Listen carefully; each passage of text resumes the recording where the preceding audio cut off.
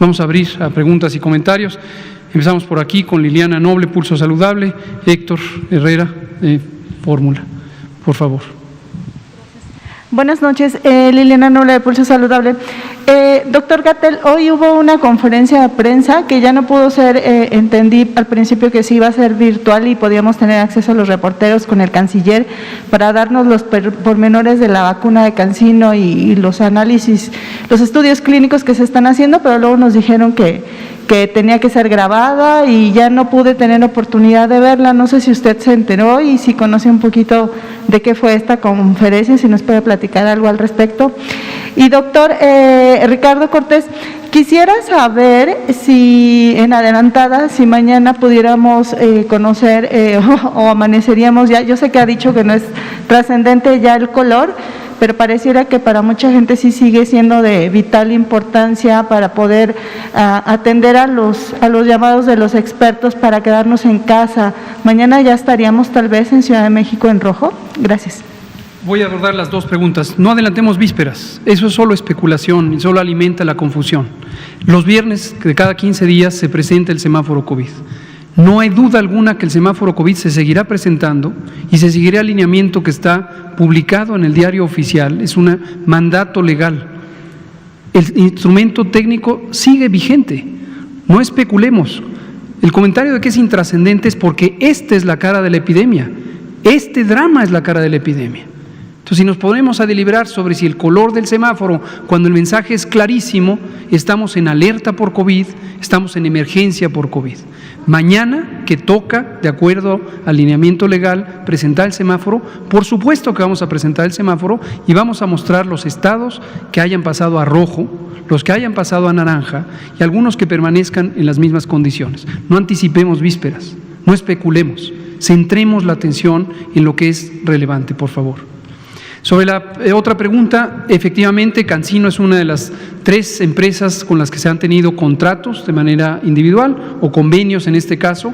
La próxima semana el secretario de Salud, doctor Jorge Alcocer, firmará el contrato definitivo con CanSino para adquirir hasta 35 millones de dosis. Hoy me encontré unas noticias falsas, nuevamente falsas, de que se reduciría la compra a CanSino. No es el caso. Es un contrato abierto de 10 a 35 millones de dosis y eso es lo que se va a contratar en la firma que hará el secretario Alcocer posiblemente mañana o al inicio de la siguiente semana. ¿Qué está pendiente con CanSino? CanSino es una de las empresas que no ha terminado su ensayo clínico, como varias otras, y tampoco ha presentado ni a México ni a otras autoridades regulatorias que tengamos conocimiento en otros países los resultados, aunque preliminares, que pudieran ser convincentes de la seguridad y la eficacia de este producto. El Comité de Moléculas Nuevas de COFEPRIS, en su momento, cuando se le presente esta información, revisará el expediente si la evidencia técnica, la evidencia científica, la evidencia documental es convincente de que es un producto seguro y eficaz, probablemente se le concederá la autorización de uso de emergencias en el caso de que el expediente todavía presentara resultados preliminares, que es el caso del que hasta ahorita. Ignoro por qué el canciller decidió cambiar la modalidad de la presentación, pero no tiene la menor importancia. Doctor, cuando hablan de esta modalidad de uso de emergencia, exactamente a qué se refiere? Lo que quiere decir en México y en casi todos los países del mundo que tenemos agencias de regulación sanitaria de alto desempeño, quiere decir que otorgar un registro sanitario permanente solo se puede hacer cuando se tiene un expediente completo de ensayos clínicos que han concluido. Todos los ensayos clínicos que están en este momento en curso sobre vacunas COVID tienen un diseño de 2 hasta 3 años de seguimiento de las personas que han sido vacunadas. Sin embargo, existen previsiones de que hay un límite suficiente de información que ya permite estar tranquilos sobre la seguridad y sobre la eficacia. Lo demás, el seguimiento posterior, aporta detalles adicionales que son importantes, pero no es una limitante tener esta información preliminar cuando los expedientes están bien integrados y cuando son claros los resultados de ensayos clínicos bien conducidos. En el caso de la vacuna de Pfizer, que la semana pasada se le otorgó la autorización de uso de emergencia, fue exactamente el mismo modelo que hizo la FDA de Estados Unidos. Al día siguiente, y lo que había hecho la Agencia de Regulación Sanitaria de Canadá y lo que había hecho la Agencia de Regulación Sanitaria del Reino Unido. Gracias, Liliana. Héctor Herrera, Grupo Fórmula, por favor. Gracias, doctor. Héctor Herrera Argüelles, de Grupo Fórmula, columnista de López Dóriga Digital. Primero, si me permiten, a los doctores, como representantes de los profesionales de salud, agradecerles su esfuerzo, el esfuerzo que están realizando todos en el país, ofreciendo su vida a cambio de otras. Y también quisiera preguntarles, doctora Soriano, doctor Michel, en primera instancia, si me pudieran dar, seguramente con buenos médicos clínicos mexicanos, ustedes tienen ya en mente un primer diagnóstico de por qué nos ha pegado tan fuerte el virus en nuestro país en términos de contagio y en temas de letalidad. Si los dos, cada uno de ustedes me pudiera dar ese diagnóstico, que seguramente ya lo tienen en la mente. Y al subsecretario López-Gatell, ayer fue este primer paso para la capacitación de los profesionales para el tema de la vacuna. Ya nos ofrecieron algún tipo de información, pero me gustaría escucharle, que me diera su opinión sobre cómo estuvo ayer esta jornada y si pudiéramos decir que ya estamos listos para esta primera fase de vacunación el próximo martes. Muchas gracias. Gracias, doctores. Doctora y doctor, por favor, adelante. Sí, en respuesta a su pregunta, esta situación, el virus nos ha pegado de inicio, llega como una enfermedad desconocida a la que nos enfrentamos con las medidas que considerábamos necesarias. Sin embargo, esas medidas que se establecen en la población se pierden y no se guardan. El virus se presenta en distintas formas en cuanto a su sintomatología. Día a día lo vemos en los hospitales. Yo les comentaba que el Hospital General de Zona 71 en Chalco es un hospital híbrido. Hemos llegado a recibir pacientes con primer diagnóstico pancreatitis, que llegan a una área no COVID y que al tomarle la cantidad de estudios necesarios nos damos cuenta que es COVID. Ahí ya hay una exposición porque llega con un primer diagnóstico que no es como tal de sospecha COVID. Al inicio de la pandemia no todos presentaban manifestaciones respiratorias, presentaban manifestaciones gastrointestinales, ahora ya encuadradas en un diagnóstico quirúrgico, encuadradas en una paciente obstétrica que llega por atención del embarazo, del parto, y que consigo trae COVID. A eso nos estamos exponiendo, porque no todos tienen manifestaciones de inicio respiratorias. De ahí viene la contaminación también a la que nos exponemos, a la que se exponen sus familias. Si a eso sumamos las medidas que no guardamos y que hoy venimos a reiterarles, nos apoyen en guardarlas y sobre todo en quedarse en casa, pudiese ser respondida a su pregunta. Muchas gracias, doctora. Doctor García Costa. Retomando lo que dice mi compañera la doctora Soriano, es cierto que el virus de COVID-19 produce manifestaciones extrapulmonares y que a veces como primer síntoma o no viene como una gripe, sino se presentan otras, como bien lo comenta mi compañera. Eso hace que el paciente no acuda a recibir una atención temprana. Al no recibir una atención temprana, damos paso a que la enfermedad evolucione de manera tan rápida que ya cuando llegan en una forma del COVID moderado o grave, que ya requieren un tipo de atención multidisciplinaria y es más difícil para el personal de salud sacar avante al paciente que llega con nosotros. Y también esto es asociado a los factores de riesgo que pueda tener cada paciente, que si están controlados o si están descontrolados. Entonces, la suma de estos factores más una atención no temprana condiciona esta gravedad de la enfermedad.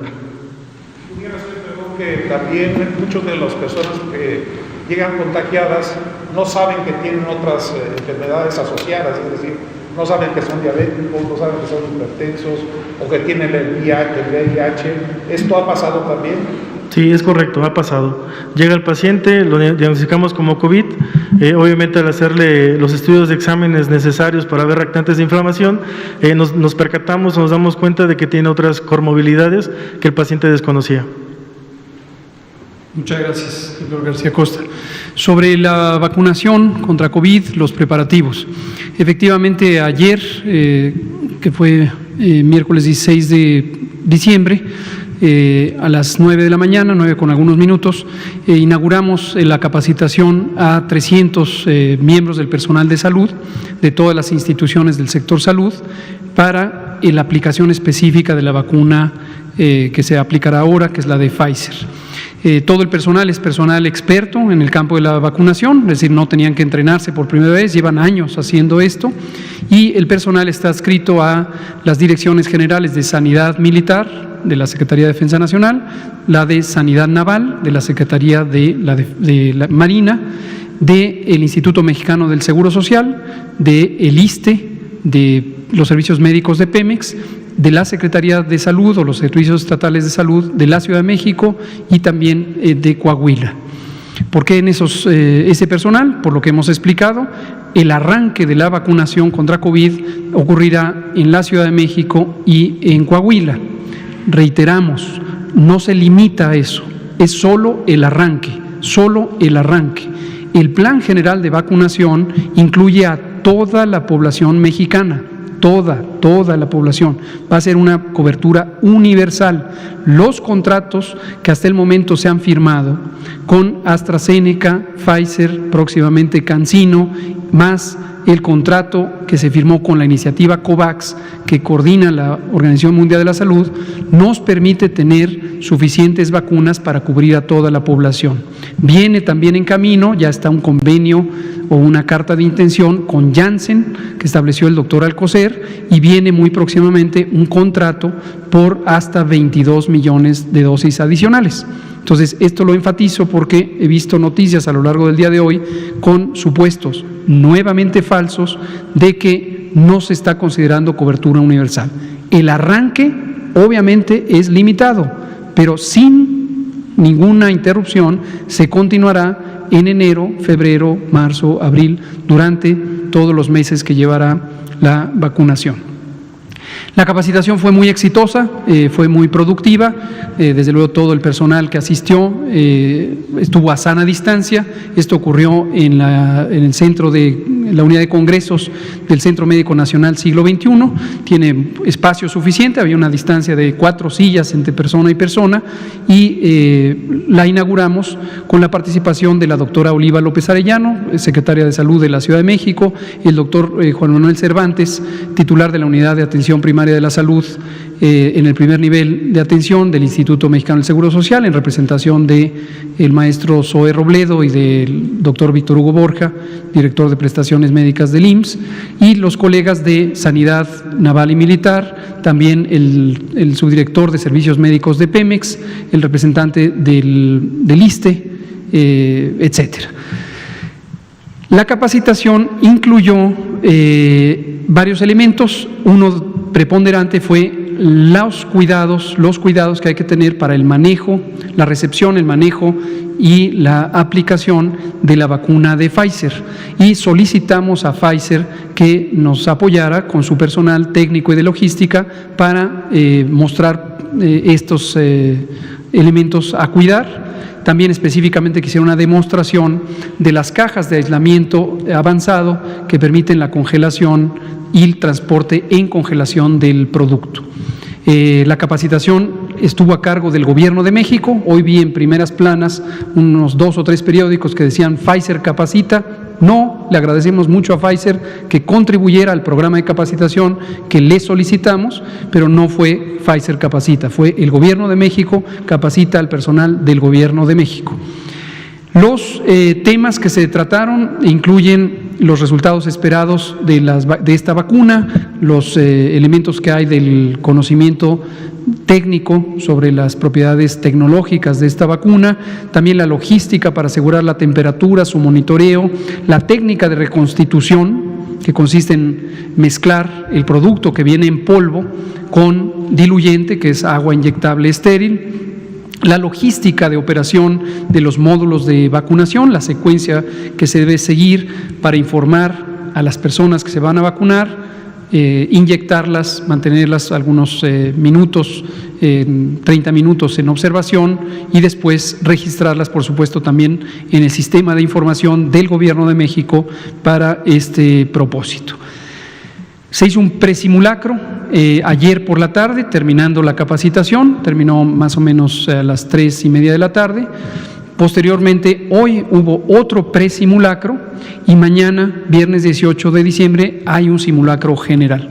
El simulacro general incluye el punto de llegada de las vacunas en el Aeropuerto Internacional de la Ciudad de México, su traslado a la unidad militar en Tlalpan, en donde se hará el resto de la demostración, y ya la puesta en marcha del operativo. No se usará vacuna, esto es muy importante visualizarlo, la vacuna todavía no llega a México, no se va a usar en el simulacro, se va a hacer simplemente una demostración del procedimiento. El simulacro lo organizamos conjuntamente varias instituciones del gobierno, la Secretaría de Salud, quien conduce el operativo, la Secretaría de la Defensa, la Secretaría de Marina, la Secretaría de Relaciones Exteriores, la Secretaría de Hacienda a través de el sistema de administración tributaria, participará también la empresa de paquetería y la empresa Pfizer, el personal, para que estemos todos y todas muy bien coordinados. Entonces vamos en buen camino, los preparativos están resultando tal como está planeado. ¿Tiene fecha de llegada, doctor, de la vacuna?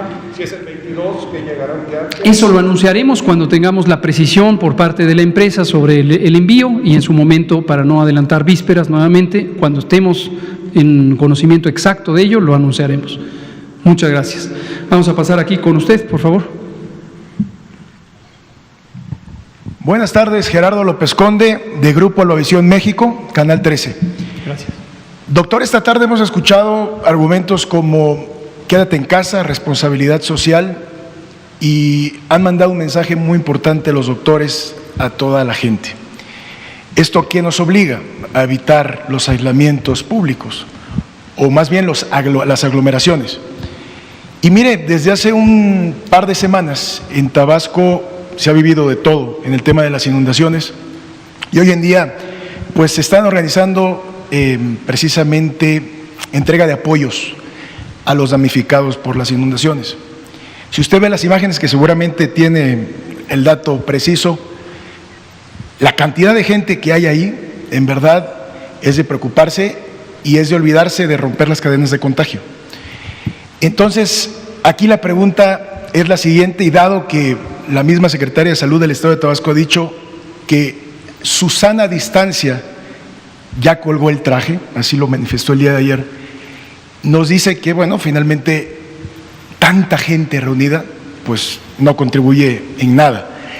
¿Cuál sería la recomendación del experto en la salud, que desde el marzo nos viene diciendo que nos quedemos en casa, que desde marzo nos viene dando a conocer los lineamientos de seguridad nacional, de salubridad, que desde marzo tiene una campaña fuerte para que esto no siga creciendo?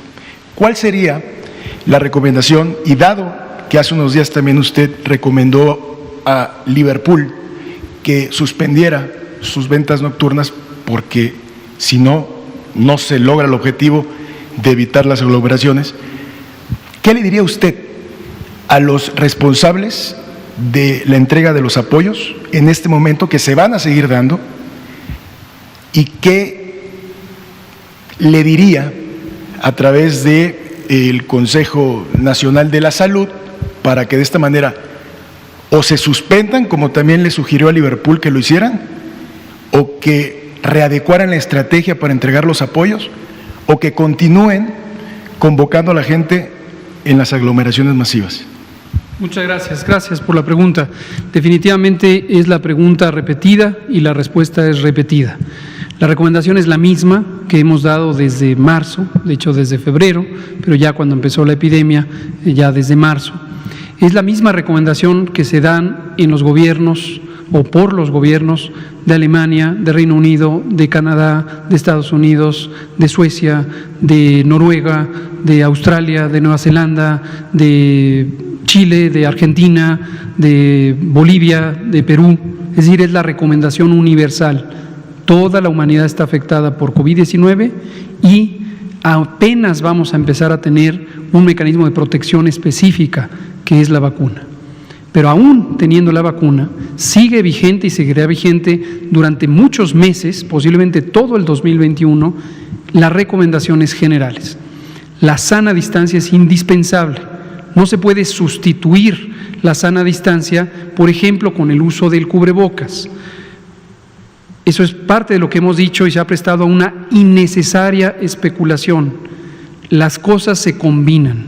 Esto se llama, de hecho, prevención combinada en otros campos de la salud. Sana distancia tiene dos connotaciones, la individual y la colectiva. La individual es yo estoy a suficiente distancia de mi prójimo, así como estamos el doctor Ricardo Cortés y yo, como están con respecto a la doctora y al doctor García Costa, así como están ustedes también a sana distancia. ¿Cuándo para esa sana distancia? No para, todo el tiempo hay que estar alertas de nuestro entorno. Por eso su sana distancia la habíamos dibujado desde el inicio con una burbujita, para que hubiera claridad de que esa es la distancia. Después está la sana distancia colectiva. Yo no contribuyo a tener más gente en el espacio público. Entonces, si estoy por salir de mi casa, es muy importante detenerme unos minutos, pensar en estas personas, los héroes y las heroínas de la salud, pensar en todas las personas que han perdido la vida, pensar en todo el sufrimiento que ha causado esta epidemia en todo el mundo y a toda la humanidad, y reflexionar. Si yo salgo, voy a contribuir a ese drama. Y a lo mejor soy el siguiente. A lo mejor soy el siguiente que me toca. Mejor no salgo. Contribuyo a no contagiar y a no ser contagiado. El uso del cubrebocas, como decía, complementa esos esfuerzos, sobre todo si lo usa la mayor cantidad de personas, porque la persona que esté infectada puede detener la salida de los virus con el cubrebocas. Siempre hemos hecho la aclaración y no debe prestarse a otra confusión de que no me debo sentir protegido si lo traigo, porque un uso incompleto, un uso inconstante, un mal uso del cubrebocas o la entrada por los ojos puede ser suficiente para que me contagie. Pero eso no debe llevar de ninguna manera a decir mejor no lo uso. Lo que debe llevar es a decir lo uso bien y estoy consciente de que no me protege del todo. Y el tercer elemento, que es el lavado de manos, también continuamente, 10, 15, 20 veces al día, agua y jabón preferentemente. Entonces, estas son las medidas generales para toda la población. Ahora, su pregunta es muy válida. ¿Qué hay de quienes contribuyen a que las personas se congreguen? Estos pueden ser, por ejemplo, los campos de trabajo, las empresas que decidieron no cerrar, a pesar de que se recomendó cerrar, o a pesar de que las indicaciones explícitas, de acuerdo al riesgo de semáforo de riesgo COVID, decían son empresas no esenciales, deben cerrar temporalmente, mientras el semáforo esté en determinados colores de alto riesgo. Son también los comercios donde se congregan las personas y desde abril tenemos lineamientos específicos sobre el aforo. Entonces, si un centro comercial o una tienda departamental va a tener personas, está obligada a regular el aforo y hay una guía técnica de seguridad sanitaria en espacios cerrados que redactamos, todo esto lo ha coordinado el doctor Ricardo Cortés y permite decir este es el límite, 30% por ejemplo de aforo. De la capacidad de aforo legal, todos los establecimientos públicos tienen un aforo legal que debe estar registrado ante Protección Civil de la entidad federativa. Pues de ese número, si lo que dice ahí el aforo es 100 personas, solo podrían entrar 30 personas. Ahora, los programas públicos no escapan a esta regla y también, efectivamente, los programas del bienestar también deben seguir esta regla. Desde el inicio de la epidemia, trabajamos con la entonces secretaria María Luisa Albores y constituimos un equipo mixto de la Secretaría del Bienestar y la Secretaría de Salud. Nuevamente nuestro representante fue el doctor Ricardo Cortés, también con Gabriel García, coordinador de los programas del bienestar, y establecimos cuáles eran las reglas de operación para la seguridad sanitaria. Y eso incluye que si se van a repartir los distintos apoyos, se cuide la sana distancia así como se cuida aquí. Entonces no hay duda, cualquiera que lo haya hecho, cualquiera que lo esté haciendo ahorita, cualquiera que lo vaya a hacer, la recomendación es la misma. Ahora, un último punto, y vuelvo a pedir el apoyo de los comunicadores y comunicadoras. Y por favor, jamás se interprete como que quiero censurar u orientar qué se dice, solo lo pido encarecidamente. Cuando la noticia se convierte en un asunto de acusar, es que esto es un escándalo porque fulano de tal o determinada empresa o determinado programa público, quien lee la noticia o la oye en radio o la oye en televisión, ya no está pensando en lo que le puede ser útil, que es las medidas de protección, porque el mensaje se vuelve un chisme, o una vendetta política, o un ataque. No estoy diciendo que usted lo haga, por supuesto, estoy diciendo que eso lo hemos visto durante toda la epidemia. Entonces, el tema de conversación ya no es la epidemia, y ya no es el drama humano que implica una epidemia, y ya no son las medidas de protección para que las personas tengan una orientación y un reforzamiento de memoria sobre lo que hay que hacer. Ya el tema es, este gobernador hizo esto, el presidente municipal hizo aquello, este programa social hizo aquello, López-Gatell se puso corbata verde. Ya, esos temas son triviales cuando pensamos en un drama humano que vive toda la humanidad. Entonces, mi llamado es, con todo respeto, sería muy productivo que todos los medios de comunicación enfocaran su atención a esta situación y le ayudaran al pueblo de México a mantener la atención en lo que usted me pregunta ahora y me lo han preguntado muchas veces, las recomendaciones de salud pública para disminuir los contagios. Muchas gracias por su pregunta. Gracias. Vamos a darle la palabra a usted, y ahorita si nos da tiempo a usted. Ya son las 20 horas. Ya no. Déjeme la pregunta y si es corta se la respondo, si no, mañana, por favor. Y usted también mañana empieza. Jonathan Hernández de Monterrey, canal YouTube Política Monterrey, y tengo una pregunta que es, para el pueblo es un poco confusa. Es cuando a cierta hora paran todos los servicios y el sistema de transporte va repleto. Es algo incongruente y no sé si nos podría explicar algo ahí de ese tema, qué podríamos hacer. En algunos estados está pasando eso. Muchas gracias. Lo puedo responder brevemente. La semana próxima pasada tuvimos el gusto de tener aquí, fue un día que desafortunadamente yo no pude venir, pero vino el secretario de Movilidad y Transporte de la Ciudad de México, el maestro Andrés Layú, y él presentó lo que ha hecho el gobierno de la Ciudad de México, específicamente la Secretaría de Transportes, con respecto a esto. Porque la intuición simple ha llevado a algunos gobiernos estatales o municipales a decir, restrinjan el número de unidades para que la gente se mueva menos. Y pudiera ser más o menos intuitivo pensar que así funciona. Pongo menos transporte, la gente se mueve menos. Pero hay un efecto paradójico que es lo contrario. Hay menos unidades, se llenan y las personas están muy pegadas unas con otras y no pueden resolverlo. Entonces hay dos cosas que se pueden hacer. Una a nivel de los gobiernos, y sería muy productivo si la ciudadanía y ustedes como comunicadores y comunicadoras lo pueden llevar a la atención de las autoridades de transporte, de los gobiernos estatales y municipales, esto que hizo el gobierno de la Ciudad de México. Ellos estudiaron técnicamente la dinámica de uso de los transportes e hicieron exactamente lo contrario. Aumentaron el número de corridas, aumentaron el número de unidades que operan y restringieron el acceso a ciertas estaciones, por ejemplo en el Metrobús. Entonces hay menos estaciones, pero hay más corridas, se comporta como un servicio express y hace que la gente se mueva más rápido con unidades más vacías. Y lo segundo que se puede hacer, y con esto tendremos que terminar, es la recomendación que damos todos los días al terminar, que es el uso de cubrebocas.